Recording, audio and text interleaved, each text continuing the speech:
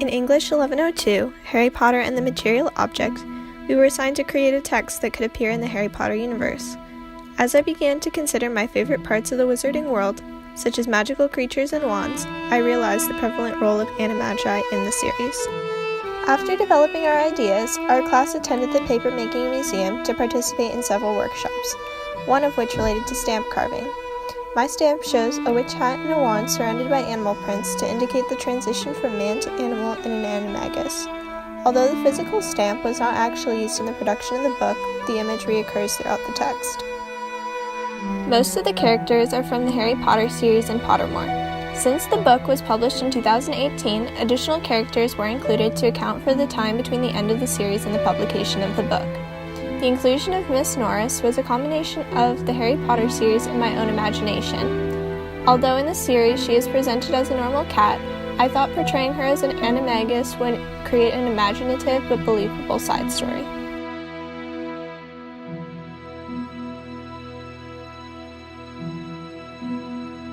Originally, I intended for the book to be written and published by Hermione shortly after the end of the Goblet of Fire.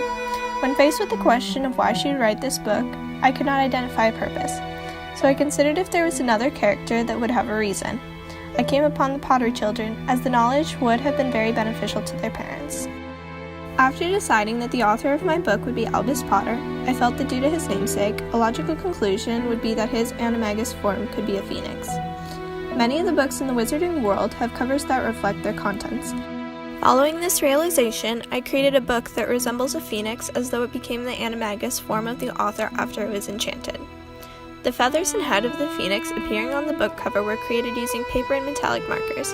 The feathers and phoenix head were cut out and then attached to the cover using glue and double-sided tape. After it was printed, the edges of the pages were torn to make them the correct size, rather than cut to give the book a more handmade and informal feel.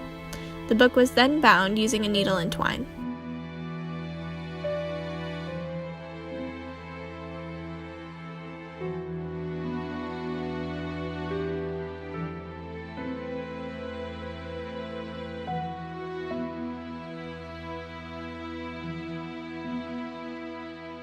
Once the pages were bound, they were glued to the inside of the book.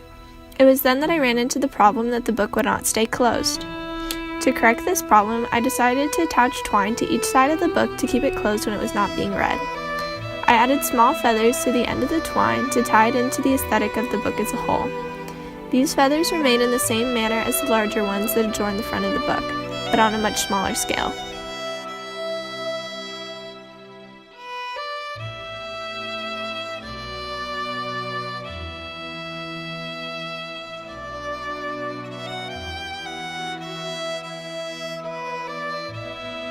I added glue to the twine used to attach the feathers to the book to help ensure that it would remain twisted. With the final touch of the ties, the book of registered and unregistered animagi was completed.